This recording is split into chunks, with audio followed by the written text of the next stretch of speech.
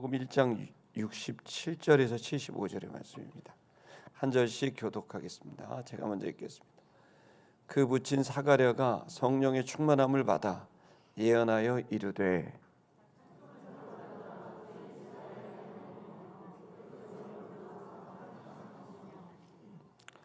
우리를 위하여 구원의 뿔을 그 종 다윗의 집에 일으키셨으니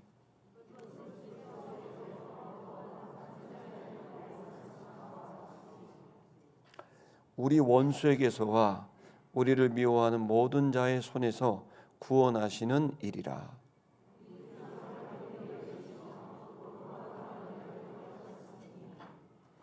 곧 우리 조상 아브라함에게 하신 맹세라.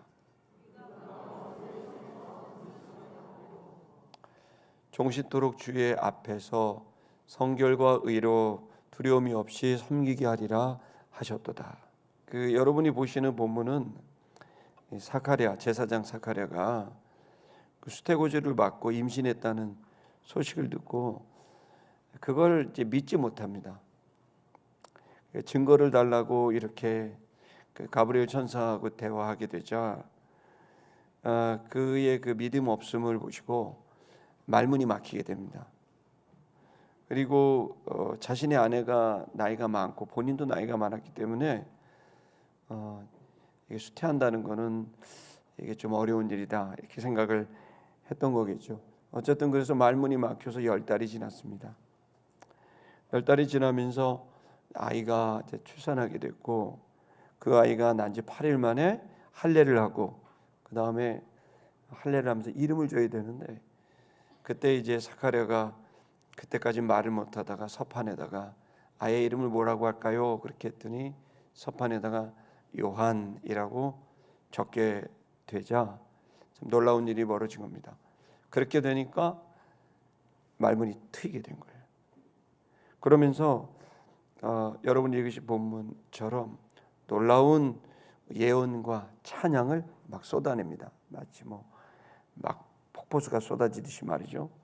그러한 메시아에 대한 우리가 오늘 읽었던 원래는 이제 이게 그 79절까지 가는데 그 설교를 하는데 그때까지 가면은 여러분 식사를 못 하실 것 같아 갖고 중간에 멈출 수밖에 없어 가지고 전반부에는 75절까지는 하나님이 인간에게 구원을 주기 위해서 메시아를 보낸다는 하나님이 메시아를 통해 구원하시는 것을 기록했고 후반부에는 이제 다음 주에 볼 거죠. 그 메시아가 세상에 등장하기 위해서는 바로 그 세상에 이분이 메시아다라는 사실을 설명할 그러한 일을 세례 요한이 하게 될 것이라는 그 예언이 담겨져 있는 겁니다. 이거를 이제 일반 기독교에서는 이걸 이제 베네딕투스라고 이제 명칭을 불러서 그 말은 축하하는 노래, 기뻐하는 노래 이런 이제 의미인데요. 왜 이 별명을 이렇게 붙였냐면은 그건 인류가 고민하고 있는 한 개인으로서도 또 사회와 집단으로서도 고민하고 있는 근본적인 인간의 그런 모순된 모습, 또 그걸 종교적으로는 죄된 모습 이런 것들이 해결되지 못하고 있고 그것이 가정에 또 그것이 어떤 지역에 국가에 민족에게 이렇게 됐을 때 그것은 헤어나올 수 없는 고통과 불안과 두려움과 혼란과 이런 죽음이 기다리고 있으니까 이 문제를 해결하고 싶은 갈망이 있었는데 해결할 방도가 없었어요. 그럴 때 하나님은 이 문제를 해결할 그 방안을 이제 제시하신 거죠.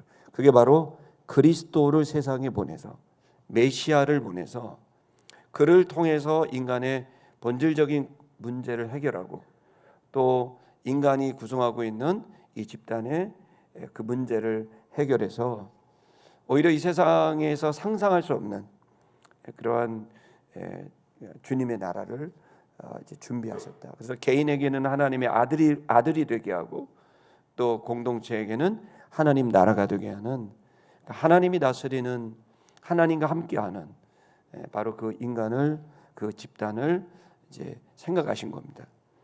그래서 유대인들은 본인의 개인의 문제와 또 이제 국가의 문제, 이 모든 것에서 메시아를 기다리기 시작한 거예요.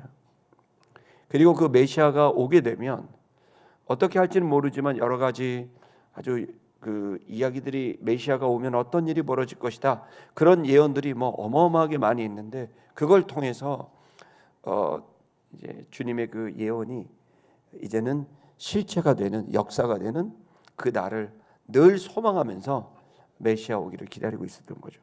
그런데 이 사카랴에게 그 메시아가 이제 오게 됐다는 얘기를 하시고, 그 일에 너의 아들이 쓰임 받게 될다라는 이 얘기를 들었을 때 사카랴는 그것을 정말 받아들이기 어려웠을 거라고 생각합니다. 하지만 사카랴는 10달을 지나는 동안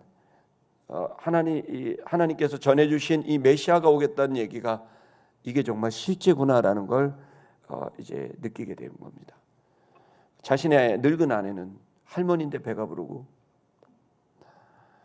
놀랍게도 6달이 됐을 때 그의 사촌 여동생인 마리아가 찾아와서 그 엘리사벳에게 본인도 임신을 하게 되었고, 또 그리고 바로 당신도 임신했다는 얘기를 내가 들었는데, 지금 마리아가 얘기하길 내가 임신하고 있는 이 아이가 바로 메시아다라는 얘기를 하게 됐을 때, 그 엘리사벳과 마리아는 만나자마자 너무 놀라운 영적인 감흥과 영적인 체험들을 하게 됩니다.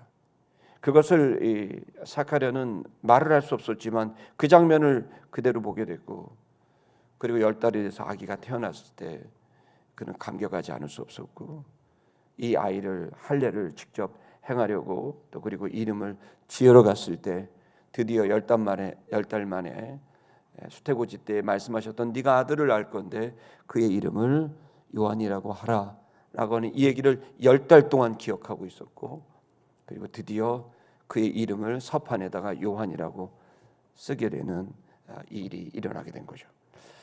여러분, 오늘 여러분과 전하는 이 이야기는 어떻게 보면 무신론자들에게는, 신을 믿지 않고 절대적 가치를 믿지 않는 상대주의자들에게는, 요즘 현대인에게는 받아들이기 어려운 이야기일 수 있습니다. 어떻게 임신할 수 없는 여자가 임신을 하며 어떻게 성령으로 임신을 할 수가 있겠는가라는 그 질문에서부터 이것은 과학적으로 있을 수 없는 일이라고 생각할 수도 있다고 봅니다. 그래서 사실 오늘 이 본문의 말씀을 제가 성경을 전할 때마다 제 마음에 부담이 되는 것은 그분들에게 좀 더 좋은 설명을, 좋은 증언을 할 필요가 있겠다 생각이 늘 듭니다. 하지만 우리가 지금 이 본문의 말씀을 통해서도 우리가 알 수 있는 것은, 이것은 성령이 충만하지 않으면 절대로 이해할 수도 받아들일 수도 없는 내용이라는 것을 말해주고 있습니다. 여러분, 이 본문을 통해 저는 여러분들이 무신론자든, 이 자리에 저희 교회는 좀 그런 분들이 많이 계십니다. 전혀 주님을 믿지 않는 분들도 이 자리에 계시고, 또 주님을 믿고 있는 분들도 이 자리에 계십니다. 여러분들이 이 본문의 말씀을 대할 때 적어도 믿지 않는 분들, 무신론의 상태에서 이 말씀을 듣는 분들에게는 제가 권면을 드리겠습니다. 기독교가 왜 그렇게 이것을 중요하게 생각하는지 한 번 더 마음을 좀 모아서 들으려는 경청하는 자세로 들어주시면 고맙겠습니다. 왜냐하면 이 말씀은 지난 기독교 2000년의 역사, 그 이전에 유대교로부터 시작한다면 4000년 이상의 5000년에 가까운 이 역사 속에서 이 기독교, 이 성경은 언제나 변기 없는 말씀이었고, 한 개인과 민족을 놀랍게 지탱하는 엄청난 가치가 있는 말씀이기 때문에 그렇습니다. 인류에 가장 큰 영향을 준 책을 말하라면 모든 사람들은 똑같이 말할 겁니다. 바로 성경이라고 말할 겁니다. 이 성경은 허무맹랑한 얘기가 아니라 철저한 역사적인 관점에서, 또한 초역사적인 관점에서 기록된 책입니다. 여러분에게 새로운 체험이 되리라고 생각하는데 여러분의 마음의 문을 열고 이 말씀을 경청해 주시기를 부탁드립니다. 또한 주님을 유일하신 창조주요 또 구원자로 믿고 계시는 여러분들이 계시다면 여러분들 성도님들에게 도전합니다. 여러분이 오늘 이 시간 이 말씀을 통해 사카랴의 감동이, 사카랴의 깨달음이 여러분의 깨달음이 되시고 여러분의 감동이 되기를 축복합니다. 왜냐하면 그것은 여러분의 영혼을 지탱하는 힘이 될 것이고 여러분의 삶을 지탱하는 힘이 될 것이고, 그리고 더 나아가 여러분이 만나게 되는 가족들과 이웃들에게 전할 복음이기 때문에 그렇습니다.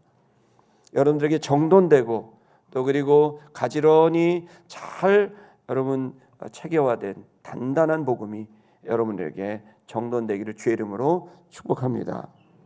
우리 67절의 말씀을 한번 보겠습니다. 원전 노트로 보겠습니다. 여기에 붙이는 이제 요한이죠. 세례 요한에 붙인 사카랴입니다. 그에 붙인 사카랴가 성령의 충만함을 받았다 이렇게 되어 있습니다. 성령의 충만함을 받았다. 그래서 그는 예언하게 되었다 이렇게 되어 있습니다. 여러분 모든 사람들은 사실 기독교인들은 물과 성령으로 거듭납니다. 그래서 성령님이 내주하지 않으면 예수님을 나의 주 나의 하나님으로 영접하기 어렵고 하나님을 아버지라고 부르기 어렵습니다. 성령님의 역사가 아니고서는 우리가 2000년 전 청년을 나의 구원자, 또 보이지 않는 그 여호와라는 분을 나의 아버지라고 부르는 것은 어떻게 보면 과한 일이 될 수도 있죠. 그런데 여러분 그렇게 성령이 아니고서는 우리에게 우리의 생각을 뛰어넘는 일에 대한 믿음으로 받아들이고 이해하는 일이 어렵겠지만, 더 놀라운 사실은 성령이 충만하게 되면 하나님께서 주시는 귀한 말씀을 전할 수 있는 예언이나 또 혹은 또 꿈이나 환상이나 이런 것들을 통해 하나님과 교제할 수 있고 하나님으로부터 말씀을 받을 수 있고 하나님으로부터 이 감동을 느낄 수 있게 되고, 그리고 그것을 더 나아가 다른 사람에게 전할 수 있는 기회가 열리게 됩니다. 왜냐하면 성령님의 역할은 하나님은 영이십니다. 그렇기 때문에 육을 갖고 있는 우리들이 그 하나님과 교제할 수 있는 유일한 길은 내 영이 하나님의 영과 교제하려면 바로 성령님을 매개체로 하나님과 교제할 수 있게 되는 겁니다. 그래서 성령님의 역할은 교통하게 하고 교제하게 하는, 말하는 커뮤니케이터입니다. 중간에서 연결해 주는 그 역할이 성령님이 하는 일이에요. 근데 그 성령님이 압도적으로 충만하게 임하게 되면, 여기 충만이라는 말이 플레도 헬라어 말이 영어의 풀이라는 말의 어원이에요. 넘친다는 뜻이에요. 그러니까 성령님이 그 내 속에 존재하는 것을 넘어서 영향을 주는 것을 넘어서 나를 완전히 압도해서 충만하게 성령이 넘어지게 되면 그때는 전적인 하나님의 말씀을 깨닫게 되고 전할 수 있는 상태가 되게 된 거죠. 그걸 성령 충만하다라고 표현한 겁니다. 여기에 그렇게 됐을 때 가장 일반적으로 나오는 현상은 하나님의 말씀을 받게 되고 깨닫게 되고, 그리고 그 말씀을 전할 수 있게 되는 겁니다. 그걸 뭐라고 말하냐면 예언한다 이렇게 표현합니다. 예언한다 그러면은 사람들은 이제 한자에서 일반적으로 종교 용어에 있어 쓰는 예언을 쓰지만, 성경에서 말하는 예언이라는 단어는 미리 예자가 아니고 받을 예자입니다. 예언이라는 한자를 다르게 씁니다. 왜냐하면 여기 프로헵티오라고 하는 예언하다라는 이 말은 말씀을 받았다라는 의미가 있기 때문이에요. 그래서 하나님의 뜻을 받고 하나님의 의지를 우리가 알게 되는 것을 말하고 그것을 전달하는 것을 예언한다라고 표현합니다. 그래서 이것은 비단 미래에 대한 얘기만 하는 건 아닙니다. 예언자를 만나서 미래를 좀 예측하고 싶다, 이 말은 뭐 일반적인 종교적인 용어에 맞지만 성경이 말하고 있는 예언한다라는 뜻은 과거에 이를 수도 있어요.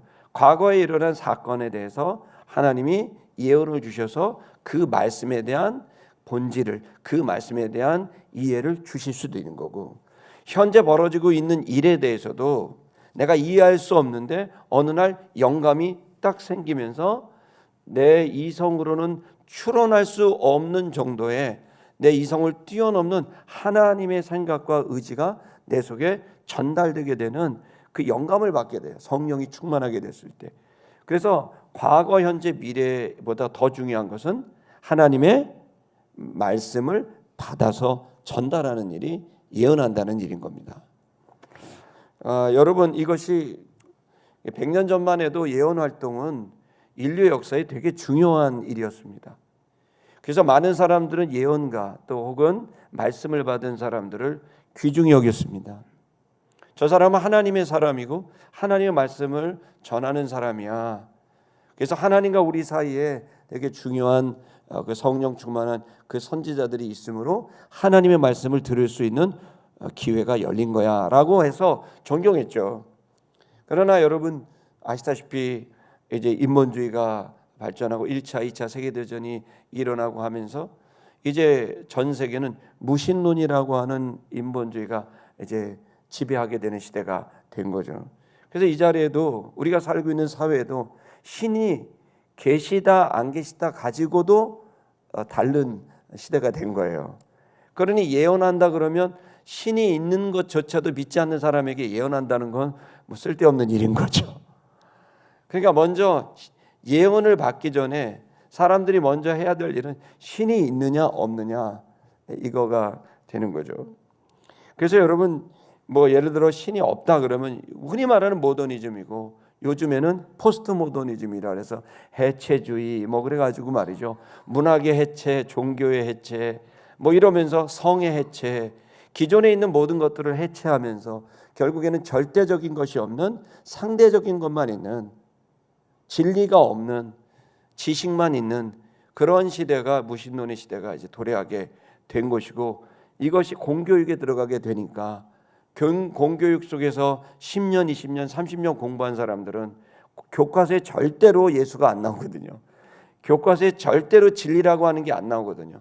이제는 무신론 그리고 인본주의, 모더니즘, 포스트 모더니즘 이러한 사상과 문화들이 또 그 관점에서 기록된 역사관에서 나오는 역사들이 나왔기 때문에 사실은 여러분 요즘 2026년 대한민국 2026년 지구촌은 무신론의 시대이고 그리고 그 무신론의 시대에 이런 예언에 대해 이야기하는 것은 너무나 정말 소수가 하고 있는 일이라고 하지 않을 수가 없게 된 겁니다. 그래서 사실 저는 1989년에 첫 목회를 했을 때만 해도 제가 20대 초반이었는데 그때만 하더라도 제가 하나님의 말씀을 전하는 복음 전도자였는데요. 그러면 제가 21살에 목회를 그때 시작할 때 제가 있던 집은 2년 동안 사람이 살지 않은 주막으로 사용했던 폐가였습니다. 흑벽돌 집이었습니다. 그랬고 저는 나이가 21살이었고 그런데 십자가를 걸고 성경책을 들고 전도를 하러 다녔을 때 동네 사람들이 참 놀랍게도 불교 신자나 유교 신자 또 아니면 종교가 없는 그런 사람이라 할지라도 저를 보면서 전도사님 그러면서 깍듯이 인사를 했어요. 저한테 반말을 한 사람이 없었고 몇 분이 계시긴 했는데 그분들은 술을 좋아하셔가지고 제정신이 아니었기 때문에 했었을 거라 생각하고 일반적인 백자 1구, 2구, 3구, 4구에 있는 주민들 거의 100호에 가까운 이 주민들은 대부분 저를 신의 말씀을 전하는 스님처럼 저를 대했습니다. 함부로 하지도 않았고 그리고 때가 되면 전도를 하면 천열매라고 쌀을 추수하고 나면 6가마 7가마를 가져왔습니다. 신에게 바친다고. 그런데 지금은 30년이 지난 지금에는 그러한 목회 현장의 이야기를 들어볼 수가 없습니다. 지금은 직접 간접적으로 정도의 차이가 있을 뿐이지 인본주의는 우리 모든 대한민국 시민들에게 또 심지어는 교회 안에도 이제 들어와 있습니다. 제가 이렇게 장황하게 설명하는 것은 예언이라는 것에 대한 가치를 기독교인들조차도 높게 여기지 않을 때가 있는 것 같아서 하는 말입니다. 하나님의 말씀에 대해서 높은 가치, 절대적 가치를 두지 않고 있는 시대가 도래한 듯 보입니다. 여러분, 우리는 지금 지난 12월, 1월 그리고 내 다음 달인 2월까지 경건의 성장을 하면서 말씀을 주야로 묵상하라라고 이렇게 슬로건을 걸고 가고 있습니다. 매년 우리는 그렇게 가고 있습니다. 저는 우리 시티미션교회 성도들에게 도전합니다. 사역자들에게 도전합니다. 아무것도 안 해도 됩니다. 오로지 주의 말씀을 묵상하십시오. 그것만으로도 충분히 깨달음이 있고 충분히 주님의 인도하심이 있고 충분히 기적은 일어날 겁니다. 그만큼의 높은 가치가 말씀에 담겨져 있고 예언의 말씀에 담겨져 있습니다. 지금은 상대주의라고 해서 사람들은 절대적인 게 있냐 그러면 사람들 물어보면 절대적인 게 어디 있어요? 다 관점에 따라 다르고 상대에 따라 다르고 지점에 따라 다르고 그러죠. 그러면서 이제는 내가 결정하는 게 곧 내 뜻이 되는 시대가 됐습니다. 그러니 절대적인 신에 대해 이야기하는 건 귀에 들어오지도 않고 그 신의 이야기라는 건 더더욱 귀에 들어오지 않는 거죠. 그것이 사회가 됐고 사상이 됐고 문화가 됐고 이제 그것이 안타깝게도 신학대학교까지 들어오고 신학대학원까지 들어와서 신학대학원 안에서도 이 무신론이 진화론이 신학에 들어가게 되는 처참한 교계의 모습이 되었습니다. 이런 모습은 타락한 시대의 아주 상징적인 모습입니다. 우리만 그런 건 아닙니다. 사사기서 21장 25절을 한번 다 같이 읽어볼까요? 사사기 21장 25절 읽겠습니다. 시작. 그때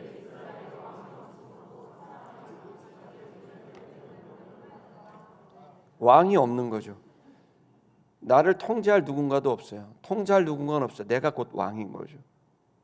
그러니까 사람들이 어떻게 하냐면 자기 각자의 소견대로 옳은 대로 행하게 되는 거예요. 그것이 뭘 나왔냐면 그 시대 이 성경 구절은 사사기라고 해서 기독교 구약 역사의 가장 암흑기예요. 그때는 기독교인들이 유대인들이 처참하게 타락했던 시대. 그때 그 사람들이 가지고 있는 사고방식이 뭐였냐면 왕이 없어요. 내가 왕이에요. 내 소견, 내 의견에 옳은 대로 행하게 된 거예요. 그 결과 이스라엘의 사회는 참혹한 암흑기가 오게 된 거죠. 여러분 사실 우리는 이렇게 생각합니다. 근데 소견에 옳은 대로라고 생각하면 이 생각을 해봐야 됩니다. 사실 우리는 우리의 의견은 중요합니다. 의견은 중요하죠. 왜냐하면 자기 안에서 옳고 그름이 판단이 되고 또 그리고 찬성과 반대가 있으면서 자기가 균형 잡힌 상태에서 어떤 지식을 결정하고 어떤 결론을 결정하는 이 지식의 작업은 의견의 작업은 그것은 되게 중요한 일입니다. 그러나 그렇게 나온 것을 우리는 뭐라 그러냐면 지식이라고 하고 정보라 그럽니다. 그러나 오늘 이 시간 여러분과 제가 관심 있는 분야는 진리입니다. 지식에도 급이 있습니다. 내 소견이라는 것도 지식입니다. 중요합니다. 내 의견이니까. 하지만 하나님의 의견에 비하여 나의 소견은 그 질 자체와 급 자체가 비교될 수가 없는 겁니다. 오늘날 이 시대는 이 질낮은 소견, 질낮은 자기 주관, 자기의 의견을 마치 절대적인 것으로 생각해서 자신의 의견대로만 살아갑니다. 그러니 질낮은 지식으로 결정을 하고 생각을 하고 대화를 나누고 살아가니 당연히 질낮은 삶이 되는 겁니다. 인간을 움직이는 건 생각이고 그 생각의 질에 따라서 그 사람의 언어와 삶이 달라집니다. 질낮은 생각을 하는 사람, 질낮은 언어와 질낮은 삶을 행동을 하게 되겠죠. 그것이 반복이 되면 습관이 되고 삶이 되고 운명이 되는 거겠죠. 오늘날의 가장 큰 불행은 질낮은 지식, 즉 내 생각에 내 소견, 내 정과 반과 합과 찬성과 반대의 과정을 거쳐서 나온 지식이 내 삶을 결정하는 질낮은 지식이 나의 삶을 결정하게 되는 그 사회가 됐기 때문에 결국 거기에는 진리가 아닌 지식이기 때문에 당연히 불안감이 찾아옵니다. 내 의견대로 하는 건 시원해서 좋은데 사이다처럼 시원한데 하고 나면 불안합니다. 하고 나면 여러 가지 일이 발생됩니다. 평온이 없습니다. 기쁨이 없습니다. 순간 좋다가 시간이 지나되면 내가 모르는 어떤 것이 있지 않을까라고 생각하면서 늘 불안하게 됩니다. 자유가 없습니다. 한번 내질렀다가 된통 당하고 나면 야, 말 되게 무서운 거구나. 함부로 말할 수 없는 거구나. 말 한번 잘못했다 친구 관계가 깨지고 부부 관계가 깨지고 다니던 직장에서 쫓겨나게 되고 하던 사업이 클라이언트가 떨어지고 나면 말 무서운 거구나. 내 의견 함부로 말할 수 없구나. 그 다음부터 사람들은 꽁꽁 묶입니다. 말도 못하고 표현도 못합니다. 자유가 사라지고 기쁨이 사라지고 평안이 사라집니다. 그 모든 원인은 질라진 지식에 있습니다. 왜 우리가 성경을 펴고 미친 듯이 거기를 주야로 묵상하느냐? 그것은 인간이 발견한 최고의 지식입니다. 적어도 하나님을 믿느냐 안 믿느냐를 떠나서 적어도 여러분 지식인이라면 이 성경의 지식은 인류가 찾은 최고의 지혜, 최고급의 지식이라는 걸 알기 때문입니다. 거기에 주님을 체험적으로 믿고 물과 성령으로 거듭난 사람들은 이 말씀은 절대적이라는 것을 믿고 있습니다. 오늘날 이 사람들은 그래서 질라진 지식으로 진리에 다다르지도 않고 진리가 있는지도 인정 안 합니다. 상대주의는 가장 큰 병폐는 진리와 절대적인 것이 있다고 믿지 않게 하는 겁니다. 평생 믿지 않고 살다가 죽습니다. 진리는 없어. 절대적인 건 없어. 그러나 여러분 놀랍게도 예수님은 요한복음에서 14장 6절에서 뭐라고 말합니까? 당당하게도 이분은 내가 곧 진리라고 말합니다. 그리고 진리를 알면 자유케 된다고 하셨습니다. 지난 수요일 날 제가 이 말씀을 좀 나눴는데 여러분이 참고가 되셨으면 좋겠습니다. 어떻든 오늘날 이 시대는 진리를 모호하게 만듭니다. 절대적인 진리가 없다고 믿게 합니다. 그래서 지금도 기독교인조차도 진실이 어디 있어? 진리가 어디 있어? 절대적인 것은 없어. 다 관점에 따라 시기에 따라 다른 거야라고 말하는 종교 지도자들도 많이 봤습니다. 그러면서 이것이 우리 신앙에까지 들어와서 절대적인 종교가 어디 있어? 모든 종교는 똑같아. 결국 가보면 그 신이 기다리고 있어 라고 하는 종교 다원주의까지도 들어와 있습니다. 그리고서는 기독교는 이 한 길밖에도 없다고 말하니 아주 편협된 그러한 집단이야 라고 공격하기도 합니다. 여러분 그렇기 때문에 우리가 이 진리를 전하는 것은 상당히 마음속에 어려운 시대를 가져서 제가 볼 땐 지금이 30년 전보다 100배나 어렵습니다. 제가 성경의 지식이 없어도 성경을 전하면 아멘하고 따라오고 예배당 짓자 하면 예배당 짓고 전도하러 가자 그러면 전도하고 봉사여행 가자 그러면 봉사여행 가는데 여러분 지금은 목회자의 신화가 다 깨졌고 교회의 권위는 땅바닥에 떨어져서 지금 우리에게는 원래 성경에 말하고 있는 그 교회의 모습, 그 신자의 모습이 지금 우리와는 너무나 동떨어진 모습이 아닌가 하는 생각을 갖게 합니다. 저는 여러분들에게 도전합니다. 저 자신에게도 도전합니다. 우리는 성경적 신앙생활을 시작하게 되기를 주의 이름으로 도전합니다. 여러분 가장 중요한 것은 성경이 말하고 있는 가장 진리의 첫 번째는 여러분 하나님이 모든 천지를 창조했다는 겁니다. 이 창세기 1장 1절이 가장 중요한 우리가 믿고 있는 신념입니다. 그러나 상대주의는 과학주의는 이걸 의심하게 합니다. 그건 너희들 주장이야 라고 말을 하는 겁니다. 그러면서 특별히 과학주의는 뭐라고 말하냐면 그걸 증명해봐. 신이 있으면 신을 증명해 라고 얘기를 합니다. 그러나 여러분 창세기 1장 1절을 보십시오. 거기에 신이 입증될 만한 존재가 아님을 밝히고 있는 겁니다. 여러분 창세기 1장 1절 기억하십니까? 한번 따라하겠어요? 태초에 하나님이 천지를 창조하시니라. 이게 창세기 1장 1절이에요. 그게 제일 먼저 나와요. 여러분 거기에 뭐가 나옵니까? 태초에 시간이 나옵니다. 천지를 공간이 나옵니다. 그리고 뭐가 나옵니까? 말씀하신 존재와 그리고 창조하시니라 존재들이 나옵니다. 자 보십시오. 인간이 예측할 수 있는 시간, 공간, 그리고 존재. 이 세 가지는 여러분 과학이 그렇게 좋아하는 주제입니다. 그러면 여러분 사실은 이 시간과 공간과 존재를 창조한 분에 대해서 만약에 우리 인간이 그걸로 증명을 할 수 있다고 한다면 증명할 수가 없는 거예요. 왜 그러냐면 그분은 그 시간과 공간과 존재를 창조한 분이기 때문에 시간의 너머에 계시고 공간의 너머에 계시고 그리고 존재의 너머에 계시기 때문에 이 안에서 증명하는 것은 그 너머에 계신 분을 절대로 증명할 수 없고 그 너머에 계신 분의 일부분만을 증명할 수 있는 겁니다. 그래서 하나님은 우리가 갖고 있는 시간이 시간의 너머에 계시기 때문에 우리는 과거, 현재, 미래 시간의 지배를 받지만 여러분은 어느 순간 과거, 현재, 미래의 시간의 지배를 받지 않는 존재로 나아갑니다. 여러분 이 공간 안에 있지만 우라는 게 뭡니까? 우주. 우는 공간이죠. 주는 시간이죠. 그 우주 안에서 시간과 공간 안에서 우린 존재로 살아가지만 이 제한을 받지만 어느 순간에는 여러분 그 시간의 영향을 받지 않고 공간의 영향을 받지 않고 그 어떤 존재도 영향을 받지 않는 상태로 나아갑니다. 그게 바로 죽음입니다.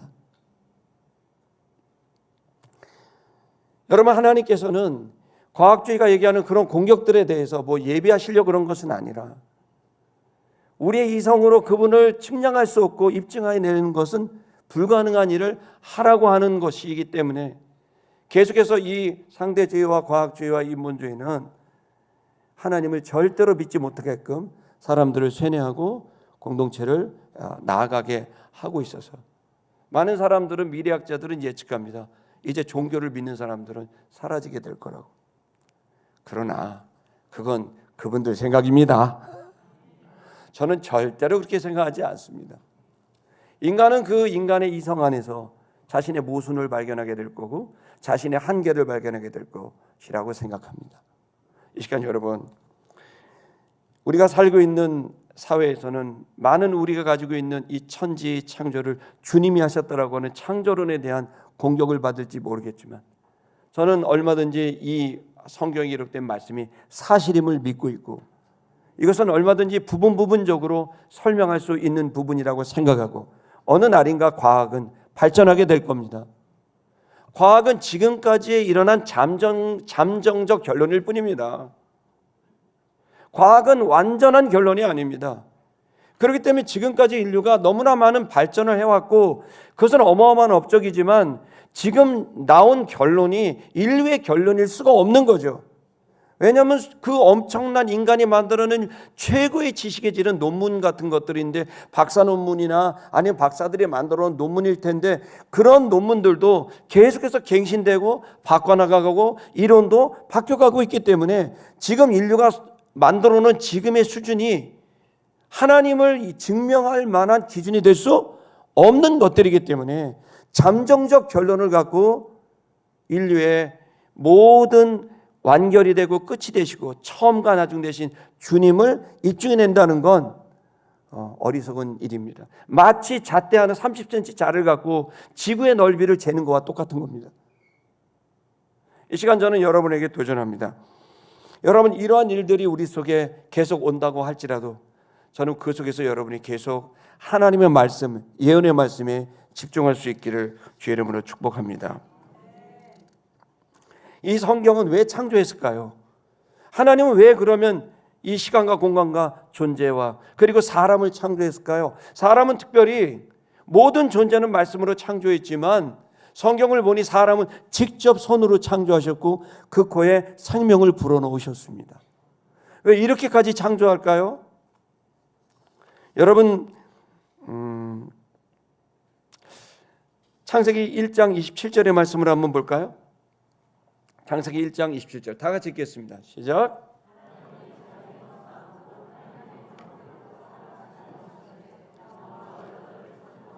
아멘. 하나님이 굳이 자기 형상대로 창조한 거예요. 그분은 영이세요. 근데 영이신데 자기의 형상대로 창조한 거예요. 왜 자기 형상대로 했을까요? 그것은 바로 자기 자신과 아주 친밀한 관계가 되게 하기 위한 거죠. 어느 정도의 친밀한 관계일까요? 자기를 닮게 창조했어요. 여러분, 저희 아들이 저를 닮았죠? 저는 영광입니다. 저희 딸이 저를 닮았죠? 왜 말씀들을 안 하죠? 저희 딸이 송혜교를 닮았고 저희 아들은 조인성을 닮았잖아요. 믿거나 말거나 저는 그렇게 믿고 있습니다. 태어날 때 송혜교가 보이더라고요. 저희 딸이 태어나자마자. 저희 아들은 조인성이 보이더라고요.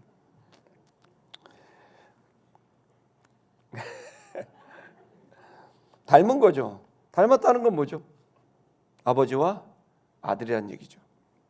그것을 에베소서의 못을 받고 있습니다. 에베소서 1장 5절을 볼까요? 에베소서 1장 5절의 말씀 읽겠습니다. 시작. 그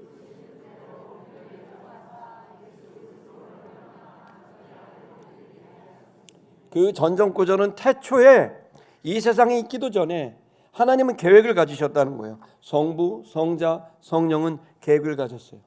그 계획은 뭐냐면 자신들의 아들들을 이 세상에 오게 하자.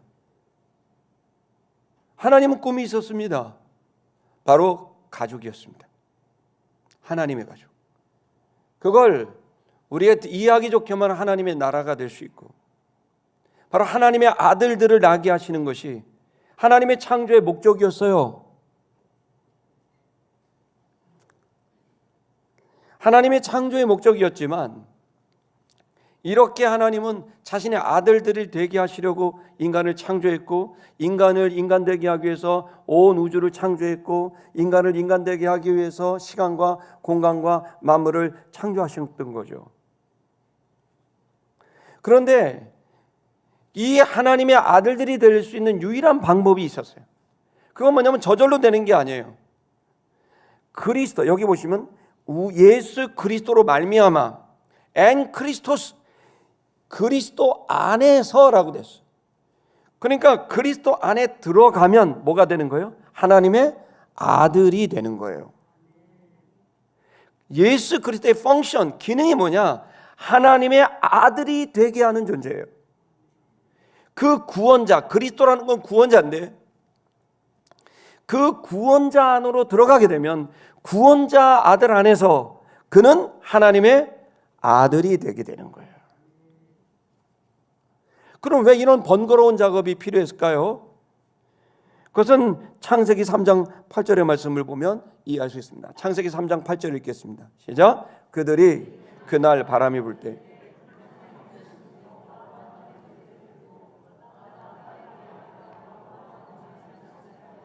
동산나무 사이에 일이 발생한 거예요.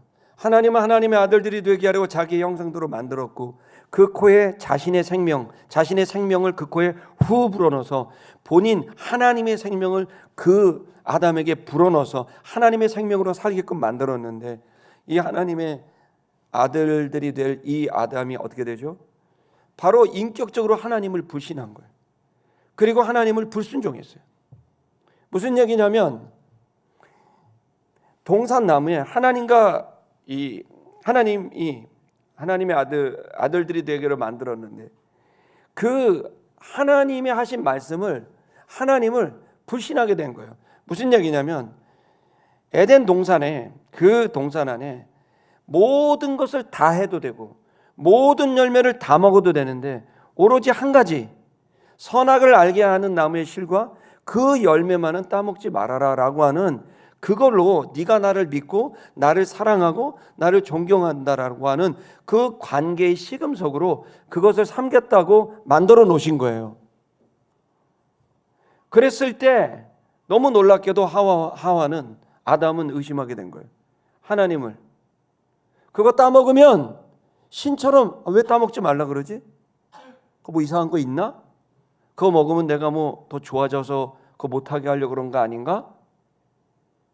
그걸 조장했던 게 사단이에요. 이것을 먹게 되면 네가 알게 될까 하노라 라고 하면서 마치 대단한 존재가 될 것 같은 그런 열매인 것처럼 거짓으로 조장했어요. 그러자 그에겐 의심이 들어왔고, 하나님에 대한 의심과 그리고 하나님과의 10계명도 아니에요, 100계명도 아니에요, 613가지 14가지도 아니에요. 오로지 한 가지, 그 선악을 알게 하는 나무의 실과를 먹으면 어떻게 돼요? 그거 먹지 말라고 했는데 의심이 자꾸 드는 거예요. 그래서 어떻게 합니까? 다 먹어버리죠. 먹으니까 어떻게 되죠? 그 속에 독이 들었나요? 아무 일도 일어나지 않았어요. 그냥 자기가 생각해낸 의심. 그걸 따먹어도 아무 일도 일어나지 않았어요. 자기가 생각해낸 의심과 마귀가 조장해낸 그 의심에 따라 하나님을 불신했고, 그리고 불순종에 이르렀고, 따먹자 멀쩡했어요. 달라진 게 하나 있었어요. 그게 뭐죠? 수치심이 생기고 죄책감이 생긴 거죠. 그 다음부터 어떻게 합니까? 하나님이 일로 가면 아담은 절로 가고, 하나님이 절로 가면 얘들은 또 저쪽으로 가고. 여기 보십시오. 그날에 바람이 불 때 동산에 거니시는 여호와 하나님의 소리를 듣고 아담과 그 아내가 여호와 하나님의 낯을 피하여 동산나무 사이에 숨은지라. 숨어 지내는 거예요. 죄를 범하면 다른 게 하나도 달라진 게 없어요. 몸이 달라진 것도 아니에요. 배탈 난 것도 아니에요. 머리가 아픈 것도 아니에요. 오로지 달라진 건 하나님이 부담스러웠어요. 그래서 하나님을 피해 다니는 거예요. 이 상태로 영원히 살아야 되는 거예요. 그게 아들입니까? 아버지가 일로 가면 아들은 절로 피하고, 아버지가 절로 가면 따라가면 아들은 또 다른 데로 피하고. 이건 가족이 아니라, 아들이 아니라, 이건 그야말로 그들 사이에 너무나 그 고통을 주는 관계일 뿐인 거죠. 이것이 바로 죄가 우리에게 준 거예요. 그러므로 이 죄로 인해서 사람은 어떻게 해요? 그 다음부터 자기 뜻대로 사는 거예요. 하나님을 피하고 더 이상 하나님의 의견을 들을 필요도 없고, 이제 하나님과 관계없는 삶을 시작하게 된 게, 그게 바로 인간이라는 거예요. 그러나 그 자신의 의견, 자신의 생각은 질라진 지식이었죠. 질라진 정보였죠. 그리고 그 속에 일어나는 것은 자기가 하고 싶은 것들이니 그것은 더러운 것들까지도 일어나게 된 거죠. 자, 이렇게 그들은 죄를 짓기 시작했고, 하나님을 인격적으로 거절했고, 하나님을 불순종했고, 그리고 그들은 자기가 하고 싶은 모든 말과 행동을 하기 시작했습니다. 창세기 9장 6절의 말씀을 읽어볼까요? 읽겠습니다. 시작. 다른 사람의 피를 흘리면 그 사람의 피도 흘릴 것이니 이는 하나님이 자기 형상대로 사람을 지으셨습니다. 여기 뭐라고 말씀하시는 겁니까? 하나님이 자기 형상대로 사람을 지었다. 하나님은요, 반듯한 분이에요. 여기 보면 다른 사람에게 피를 흘렸어? 그럼 반드시 그 사람의 피도 흘려야 되는 거예요. 하나님은 타협이 없는 분이에요. 하나님은 반듯한 분이에요. 죄를 인정하지 않아요. 하나님은 이 죄를 인정하는 순간 하나님이 안 되는 거예요. 하나님은 절대자고 거룩한 분이에요. 절대적 거룩을 가지신 분이에요. 그래서 반드시 하나님과 함께 하려면, 하나님은 어떤 성질을 갖고 계시냐면, 성품을 갖고 계시냐면, 죄를 범해서 반드시 죄값을 치러야 돼. 똑같이 치러야 돼. 다시 말하면 인간이 하나님을 불신해? 그럼 나도 널 불신해. 죄값을 치러야 돼. 인간이 하나님을 불순종하면 나도 네 말 안 들을 거야. 똑같이 해주는 거예요. 그러면서 하나님은 죄와 절대로 타협하지 않는 분이었다는 거예요. 자, 그러니 하나님이 딜레마가 생긴 거예요. 이 인간이 계속해서 이렇게 피해 다니고, 이렇게 자기 뜻대로 가고, 그리고 이 죄에 대해서 그들이 짓는 마음과 또 삶에서 짓는 이 모든 걸 반드시 죄값을 물어야 되는데, 근데 죄값을 물으려고 하면 이들은 파멸인 것이고, 그러나 이들을 하나님의 아들들이 되게 해야 되는 것이고, 이 두 가지의 하나님은 딜레마에 빠지신 거예요. 그랬을 때 하나님은 이 딜레마를 해결할 수 있는 놀라운 방안을 제시합니다. 그게 뭐냐면 바로 그리스도를 보내는 것입니다.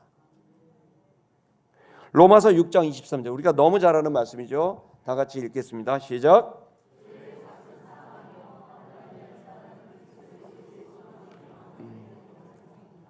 이 말씀은 너무 중요한 말씀인 거예요.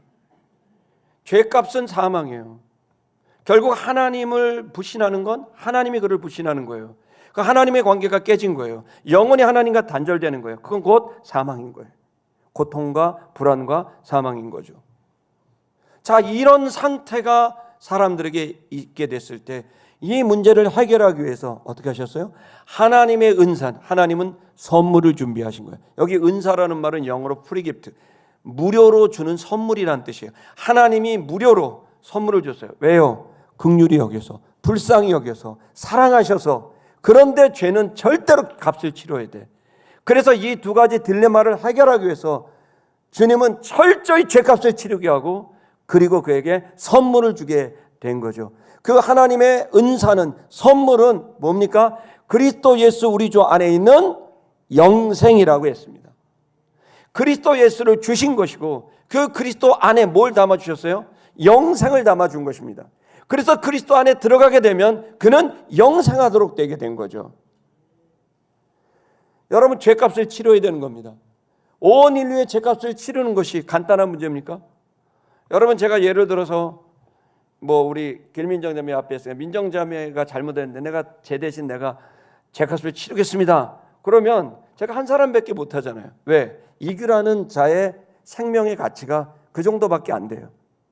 그러면 온 인류의 죄값을 치를 수 있는 가치는 도대체 그 가치가 어디서부터 오겠습니까? 온 만물의 타락에 대한 이 죄값을 치르는 죄에 대한 대가는 그 값이 어디서 나오겠습니까? 어느 누구도 못 됩니다. 아무리 위대한 성인이라고 해도 안 됩니다. 무엇으로도 우주로도 안 됩니다. 이 죄값을 온 만물들과 그리고 모든 사람들의 죄값을 치를 수 있는 길은 그것의 주인이, 즉 신이 그 죄값을 당하는 겁니다. 그래서 요한복음 3장 16절을 보겠습니다. 읽겠습니다. 시작.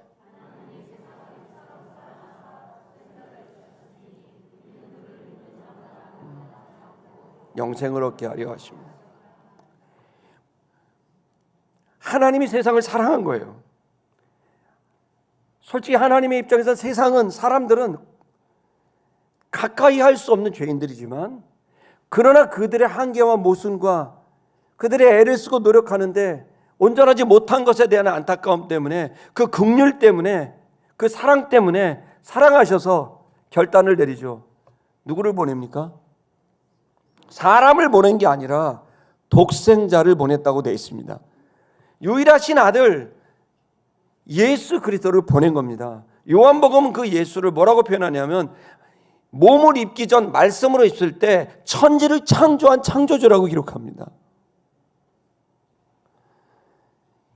사람들은 예수는 팔레스타인의 훌륭한 청년이라고 생각하지만 성경은 그렇게 말 안 합니다. 비록 몸은 아주 선한 청년이지만 그러나 그의 존재는 바로 하나님이었다는 거예요. 그래서 하나님이 죽음으로 모든 인류의 죄값을 치룰 만큼의 가치가 발생하게 되었고 그 값을 치름으로 인해서 온 인류는 이제 그 죄값에서 자유할 수 있는 기회가 열리게 된 겁니다. 왜 죄값을 치러야 됩니까? 그것은 하나님의 입장에서는 절대로 죄값을 치르지 않고는 관계를 유지할 수 없기 때문이 있고 공의 하나님이기 때문이고, 인간의 입장에서는 뭘까요? 죄값을 치러야만 죄책감에서 자유할 수 있는 거예요. 죄값을 치르지 않고 관계가 계속되잖아요. 늘 그 채무의식 때문에, 늘 그 죄책감 때문에 하나님과의 온전한 자유한 기쁜 평온이 생기지 않아요. 아, 내가 이게 죄인인데 나를 저렇게 봐주셨는데 내가 똑바로 살아야지. 그게 늘 부담이 되고, 내가 이렇게 못돼 먹은 놈인데 이거 나를 이렇게 살려줬는데. 여러분, 그래서 하나님은 이 죄값을 치르는 것은 하나님의 입장에서는 완벽한 죄의 소멸이며 인간의 입장에서는 완벽한 죄책감의 소멸인 것이에요. 그래서 여러분 담대하셔도 돼요. 죄값이 치러졌다. 내 모든 죄값을 2000년 전 예수가 치르셨다. 그러므로 담대하고 당당하라는 거예요. 그래서 독생자를 보내서 그를 죽임으로 이제 내가 내 앞에서도 두려워하지 마. 죄값 다 치렀어.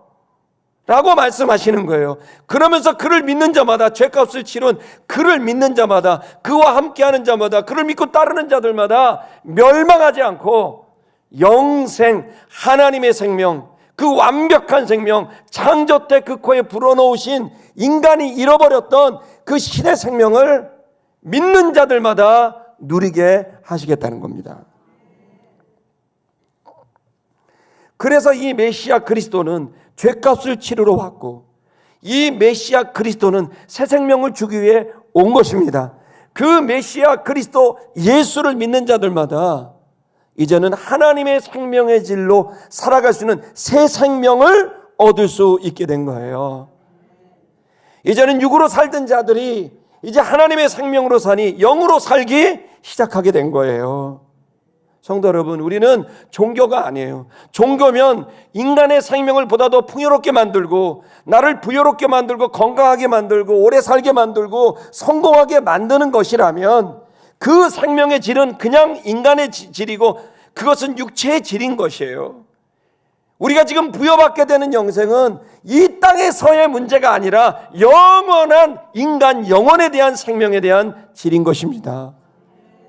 그래서 그 생명, 영원한 생명, 그 영혼의 생명은 내가 가난해도 유효하게 빛나고, 내가 부유해도 유효하게 빛나고, 내가 성공해서 높은 자리 가도 빛나고, 내가 실패해서 저 낮은 자리 가도 빛나게 되는 이 생명, 이게 영생이에요. 그 영생이 있는 한 나는 평온하며, 영생이 있는 한 나는 기쁘며, 영생이 있는 한 어떤 누구도 두려워하지 않고 어떤 것에도 얽매이지 않는 자유를 누리게 되는 거예요. 이 영생이 예수가 주려고 했던 것이고, 이 영생이 하나님 아버지가 우리에게 주려고 했던 이 세상에 없는 평안, 이 세상에 없는 기쁨, 이 세상에 없는 자유, 그걸 주기 위해, 그 영생을 주기 위해 예수가 이 땅에 오신 것입니다. 그래서 유대인들은 그렇게 메시아가 오기를 기다렸던 겁니다. 완전히 돌아갈 것이다, 레스토레이션, 회복될 것이다, 완성될 것이다, 다시 에덴으로 갈 것이다. 누가 오면? 메시아가 오면. 이 영광스러운 이 그들의 모든 운명이 달린, 여러분, 그 메시아가 오게 되는 일인데 그게 이제 시작됐으니 사가랴는 가슴이 터질 것 같은 감격에 휩싸이게 됐고, 그 일에 본인의 아들이 쓰임받게 될 거라고 생각하니 여러분, 그의 감정은 이루 말할 수도 없을 것이었습니다. 그래서 그는 쏟아냅니다. 뭘 쏟아냅니까? 우리 68절을 보겠습니다. 원전 노트로 보겠습니다. 하나님이여 찬송하리로다, 이스라엘의 하나님이여. 이것은 문장으로 되지 않았습니다. 이것을 직역을 하게 되면, 이거는 분사로 했거든요. 하나님을 설명하는 거예요. 찬송받기에 합당한 하나님이여 라고 표현한 거예요. 왜 찬송받기에 합당합니까? 그의 창조, 인간의 타락에도 불구하고 다시 인간에게 구속 곧 죄사함을 줘서 우리를 영원한 영생을 누리게 하는 이 모든 작업을 계획하시고 진행하셔서 하나님의 아들들이 되게 하는 이 모든 수고를 열정적으로 다하고 계신 그 하나님은 찬양받기에 합당하다는 것입니다. 그래서 우리가 노래하는 겁니다. 우리를 창조하신 하나님, 타락했음에도 우리를 구원하신 하나님, 그리고 우리를 완성하신, 그리스도 안에서 완성하신 하나님을 우리는 찬양하는 겁니다. 우리 찬양의 내용이 바로 그것입니다. 그러면서 밑에 말합니다. 그는 돌아보셨다, 돌보셨다. 여러분, 우리를 돌보셨습니다. 우리는 죄악 가운데 타락했고 하나님을 의심했고 그리고 불순종했고 그리고 내 뜻대로 살았습니다. 그 모든 사람을 내팽겨치지 않고 돌보셨습니다. 돌아보셨습니다. 이 긍휼의 하나님을 찬양합니다. 그리고 그의 백성을 속량하셨다고 되어 있습니다. 그의 백성이 누굽니까? 하나님의 언약의 관계에서 자신의 양심에 따라, 자신의 신앙에 따라 잘 살고 싶은 사람들입니다. 여러분, 결국 예수 믿는 사람들은 양심적인 사람들입니다. 이 사람들은 양심이 살아있어서 내가 죄인인 것을 깨닫습니다. 내가 뭔가 잘못 가고 있다는 것을 인정합니다. 그런 사람만 예수 믿습니다. 내가 아무 문제가 없다는 사람들은 절대로 예수님을 믿을 수가 없습니다. 이 본문에도 똑같습니다. 양심이라는 것을 통해 하나님과 관계, 적어도 내가 그 이름이 여호와나 예수가 아니어도 내가 절대자 앞에서 나는 죄 짓고 있는 거야. 나는 내가 한계가 있고 모순이 있고 난 참 좋지 않은 사람이야 라고 하는 양심의 소리를, 양심에 묶이는 사람, 또 이 본문에서는 이스라엘처럼 그의 백성, 즉 언약의 관계 속에서 주님께 내가 똑바로 서야지라고 했던 그 고민하는 사람들, 그 고민하며 그 몸부림치는 그 사람들의 죄값을 어떻게 했다고요? 속량하셨다. 죄값을 치르셨다는 것입니다. 반드시 회개를 해야 되고, 회개를 하려면 양심이 있어야 됩니다. 양심이 있는 자만이 회개할 수 있고, 회개한 자만이 여러분 구원을 얻을 수 있습니다. 그 주님을 찬양한 거죠. 69절을 보겠습니다. 69절을 보면 또한 그렇게 하실 뿐만 아니라, 속량할 뿐만 아니라, 죄를 없앨 뿐만 아니라 이제 구원을 시작할 수 있도록 구원의 뿔을 일으켰으니라고 되어 있습니다. 여기 구원의 뿔 되어 있죠. 구원의 뿔이라는 말은 관용구입니다. 이것은 많이 사용하는 단어입니다. 구약에. 뿔이라는 단어는 힘과 승리를 말합니다. 구원하고 싶어도 힘이 없으면 구원을 못합니다. 인류를 구원하고 싶어도 힘과 능력이 안 되면 못 구합니다. 여러분, 북한에 13년, 14년 동안 우리 대한민국의 선교사 6명이 잡혀 있습니다. 여러분 모두 구원하고 싶을 겁니다. 그러나 우리가 힘이 없기 때문에 구원을 못하는 겁니다. 본문은 뭘 얘기하고 있는 거냐면 구원을 가능케 하는 분을 세웠다는 거예요. 구원이 됐으면 좋겠다고 말하는 사람이 아니라, 구원이 이루어졌으면 좋겠다고 기도하는 사람이 아니라, 구원을 가능하게 하는 그 사람을, 그 존재를 세우겠다는 거예요. 하나님은 이 사카랴가 깨달아진 거예요. 너무 놀라운 거예요. 하나님은 찬양받기 합당하다. 왜? 구원이 가능한 분을 일으켰다는 거예요. 구원의 뿔을 일으켰으니 누구를 위해서? 우리를 위하여. 어디에서? 다윗의 집안에서 세웠다는 겁니다. 성도 여러분, 이렇게 하신 주님을 역사 속에 드디어 인류의 구원을 위해 이 역사 바깥에 있던 주님이 역사 안으로 들어오셔서 인간의 형체를 입고 종의 형체를 입고 이 역사를 시작하게 됐으니 이 일은 찬양받기에 합당하도다 라고 찬양했던 겁니다. 70절을 보면 그러면서 주님은 이와 같이 말씀해 오셨다. 주님은 한결같이 이 구원을 얘기하셨습니다. 여기 보면 주께서 입으로 말씀하셨다 이렇게 되어 있습니다. 여기 주님이 입이 있느냐, 막 어떤 사람 영인데 있느냐 그걸 막 질문합니다. 이걸 동형론이라고 말합니다. 어렵습니다, 말이. 뭐냐면 영이신 하나님을 설명해야 되는데, 그 인격과 인격을 설명해야 되는데, 그걸 설명하는 데 있어서 부득이하게 인간의 몸을 비유로 해서 가지고 들어왔다. 그래서 인간 동형론이라고 그럽니다. 그래서 여기에 보면 주님이 입으로 말씀하셨다는 이 표현은 아주 직접적으로 말씀하셨다라고 하는 표현을 강조한 겁니다. 그러면 주님은 어떻게 말씀해 오셨을까요? 아래 보십시오. 그의 거룩한, 예로부터 거룩한, 여기 거룩한이 입으로도 될 수 있고 선지자로도 될 수 있습니다. 어쨌든 수식을 하는데 옛날부터 선지자들의 입을 통하여 말씀하셨다. 그런데 그것은 주님의 입이었다. 이렇게 되는 겁니다. 그러니까 하나님은, 영이신 하나님은 뭐를 통해 말씀하시는 거예요? 선지자, 성령이 충만한 거룩한 선지자들의 입을 통하여 주님은 말씀해 오셨다. 예전부터 이런 말씀인 거죠. 여러분, 그래서 여러분 한 사람 한 사람들은 말씀을 전하는 주님의 종들입니다.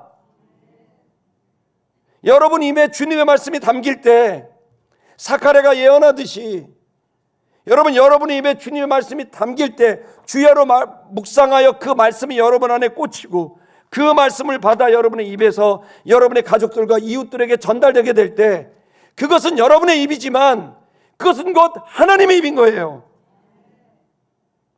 그러므로 성도는 입을 조심하고 행실을 조심하고 나를 통해 하나님의 말씀이 전파되니 내 모든 것을 절제하고 옷깃을 여미며 하나님의 말씀이 나를 통해 전달되는 이 놀라운 사명감, 이 엄청난 사명감을 생각하고 하나님의 말씀을 전하는 저와 여러분 되길 축복합니다. 그동안 하나님은 그렇게 수많은 하나님의 사람들을 통해 말씀이 오셨다는 거예요. 뭐 어떤 말씀을 해왔습니까? 바로 두 번째, 바로 구원하시는 구원을 말씀하셨다는 거예요. 구원을 말씀하셨어요. 하나님은 한 번도 우리를 멸망시키고 싶어 하지 않으셨습니다. 스스로 떠나지 않는 이상 그렇지 않습니다. 여러분, 하나님은 여러분들을 구원하기를 원하시고 그것을 계속해서 선지자의 입을 통하여 말씀해 오셨습니다. 누구로부터의 구원입니까? 우리 원수, 여기서 단수를 썼습니다. 여기서 단수를 썼어요. 단수가 뭐죠? 단수는 오직 하나예요. 즉 마귀요 사단, 어둠의 영, 그 괴수, 사타나스라고도 하고 디아블로로스라고도 하는 그 존재, 마귀입니다. 그 마귀로부터 우리를 구원하시는 거예요. 그리고 또한 그 밑에 그를 미워하는, 우리를 미워하는 모든 자의 손, 즉 마귀로부터 쇠뇌를 당해서, 그렇게 거짓의 쇠뇌를 당해서 하나님을 반역하고 하나님의 인격에 대한 불신과 하나님의 말씀에 대한 조롱들을 일삼는 이런 자들로부터 우리를 구원하신다는 말씀을 계속해서 해 오셨다라는 것입니다. 여러분, 주님은 우리를 구원하십니다. 할렐루야. 세 번째는 뭡니까? 그 구원하시는 마음이 뭐였냐는 거예요. 그건 뭐냐면, 구원하게 되는 건, 여러분 나한테 잘못하고 나를 믿지 않고 내 말 듣지 않는 사람 꼴보기 있어서 여러분, 사람들은 만나지 말라 그럽니다. 세상에 인문학은 절대로 그런 사람 만나지 마라. 너 감정만 상한다, 불행해진다, 이렇게 가르칩니다. 그냥 끊어버려라, 그렇게 얘기합니다. 그러나 우리 하나님은 그렇지 않습니다. 미안하지만 이렇게 하나님을 불신하고 하나님을 불순종하는, 말씀을 불순종하는 이들을 어떻게 여겼어요? 그 결과 그들은 너무나 처참한 삶을 사니까 그들을 긍휼히 여겼다는 거예요. 불쌍히 여긴 거예요. 여기 긍휼이란 말은 행동하는 자비입니다. 그래서 그를 위해서 여기 보시면 보십시오. 여기에 있는 단어가 이제 긍휼이라는 단어가 라함인데요. 그 라함이요, 레헴에서 나왔거든요. 레헴이 뭐냐면은 여성의 자궁이에요. 그러니까 이 단어는, 긍휼이라는 단어를 어떤 질문을 했어요. 어떤 성도가 해서 지금 대답을 하는 거예요. 제가요 설교 끝나면 질문을 여러 개를 받아요. 질문을 해야 돼요. 설교 시간에 답을 드릴게요. 이것은 긍휼은 히브리 말로 라함이에요. 헬라 말로는 엘레오스고요. 근데 이게 어디에서 나왔냐면은 레헴에서. 레헴은 어머니의 자궁이에요. 다시 말하면 어머니의 마음인 거예요. 긍휼은 어머니의 마음이에요. 자식이 참 엄마 믿지도 않고 말도 안 듣고 그러지만 자식이 어려운 일을 당하면 그 자식의 어려움을 도와주려고 하죠. 그게 바로 긍휼인 거예요. 다시 말하면 하나님은 하나님 아버지라고 불러도 되고 어머니라고 불러도 될 것 같아. 왜냐하면 어머니의 마음으로 인간이 죄를 범해도 그를 긍휼히 여기고 그가 어려움에 처하면 또 어떡하냐, 도와줘야지, 이런 마음을 갖고 있다는 거예요. 그 마음으로 저와 여러분을 보고 계신 그 하나님을 감사하며 찬양할 수 있기를 축복합니다. 만약에 하나님이 저와 여러분 죄를 범했을 때 깔끔하게 죄를 범하면 죄값 받아야지 라고 말씀하셨다면 이 중에 살아남을 사람은 하나도 없습니다. 죄를 덮어주시고 기회를 주시고 실수와 잘못을 해도 또 한 번 기회를 주는, 여러분 이 어머니의 이 마음을 가지고 주님이 우리를 대오셨다고 말씀하고 있습니다. 그 다음 구절 넘기겠습니다. 그리고 네 번째 기억하셨다는 거예요. 뭘 기억하냐? 나는 기억하고 있다. 우리 조상 아브라함에게 했던 맹세, 그 맹세를 기억하고 반드시 구원하겠다고 생각하셨다는 거예요. 하나님은 여러분들과 저를 구원하고 온 인류를 구원하기 위해서 인류에게 약속한 약속을 잊지 않으시고 지금도 기억하고 집행하시는 줄 믿습니다. 그 다음 구절, 시간이 없으니까 넘기겠습니다. 빨리빨리 넘기겠습니다. 그리고 뭐예요? 주려고 말씀해 오셨다. 주려고 말씀해, 계속 말씀을 하셨다. 하나님은 말씀해 오셨다. 예전으로부터 거룩한 선지자를 통해 말씀해 오셨다. 뭐 하려고, 왜 말씀을 자꾸 합니까? 우리에게 주려고 하셨다는 거예요. 뭘 주려고? 두려움이 없는 마음을 주려고.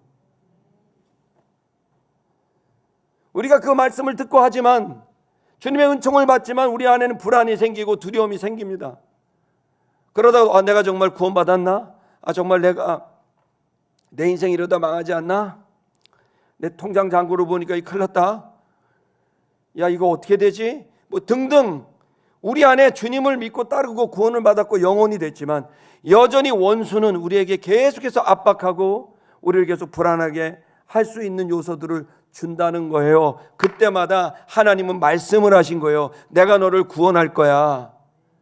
그 말씀이 드려지고 설득될 때마다 우리에게 뭐가 생깁니까? 담대한 마음, 즉 두려움이 없는 마음이 생기게 되는 거죠. 그래서 주님은 계속해서 이 악한 세상에서 성도들이 두려움 없이 살아가도록 말씀하고 계심을 믿기를 축복합니다. 그리고 마지막에서는 어떻게 하려고 말씀하셨습니까? 우리를 섬기는 자가 되게 하려고 말씀해 오셨다는 거예요. 섬기는 자가 되려고. 여러분, 우리는 주님 앞에 섬기려고 하면 여러분 생각합니다. 내가 어떻게 주님을 섬기나? 요즘 아이들은 아주 망가진 인생을 쓰레기라고 표현하더라고요. 쓰레기통. 막 구겨진 쓰레기겠죠? 이 구겨진 쓰레기가 어떻게 주님의 일을 감당해? 라고 우리가 이제 표현을 하자면, 청년의 표현들을 빌자면 쓰레기통에 던져질 쓰레기 같은 난데 어떻게 해요? 이걸 더러워진 나를 닦아야 되겠죠? 그리고 나를 반드시 펴야 되겠죠? 그래서 쓰임을 받을 수 있겠죠? 재활용으로, 이면지로. 여러분, 그런 겁니다. 그것처럼 주님은 말씀이 오셔서 뭐를 하느냐? 우리가 종신토록, 영원토록 누구 앞에서? 주님 앞에서 성결하게, 깨끗하게, 그리고 의롭게, 반듯하게, 기준이 내가 볼 때 거룩하고 내가 볼 때 반듯한 게 아니라 하나님 앞에서 깨끗하고 반듯하게 우리를 만드시려고, 우리를 어떻게 했다고요? 건지심을 입게 해서 우리를 완전히 건져서, 우리가 완전히 진흙탕 속에 있었고 늪 속에 있었는데 우리를 건져서 깨끗하게 씻으시고 그리고 반듯하게 의롭게 펴셔서 우리가 하나님의 거룩하고 아름다운 일을 감당할 수 있는, 섬길 수 있는 존재가 되게 하시려고 말씀에 오셨다는 겁니다. 성도 여러분, 주님은 이 구원의 말씀을 여러분에게 나열했습니다. 저는 저와 여러분들이, 하나님이 우리를 창조하신 목적이 저와 여러분을 하나님의 아들로 만드시려고 창조하셨다고 믿습니다. 그 아들이 되기까지 우리는 믿어서 거저 얻은 것 같지만 하나님은 엄청난 대가를 지불하신 겁니다. 자기의 아들을, 그리고 자기 자신을, 그 모든 죄값을 지불하고, 그리고 이 죄책감에서 자유하게 하기 위하고 다시 일어나게 하기 위해서 끝없이 말씀하심으로 구원의 뿔이 되셔서 우리의 구원을 완성해 나아가시는 그 주님의 열심, 우리가 빗나가려고 하면 건져내셔서 씻으시고 펴셔서 우리를 사용하시고 우리를 가치 있는 삶으로 나아갈 수 있게 만드시는 그 주님, 여러분, 그 주님이 저와 여러분의 주님이십니다. 여러분, 이 주님을 찬양하지 않을 수 없는 겁니다. 오늘 여러분에게 이 말씀이 다소 너무나 무겁고 크고 어렵게 들리셨을지도 모르겠지만, 저는 여러분이 주님께서 여러분을 구원하기 위하여 그리스도를 보냈다는 이 사실, 그리스도 안으로 들어갈 뿐만 아니라 그분의 말씀을 통하여 여러분 새 삶을 얻을 수 있다는 이 사실을 믿게 되기를 주의 이름으로 축복합니다. 다 같이 찬양하겠습니다.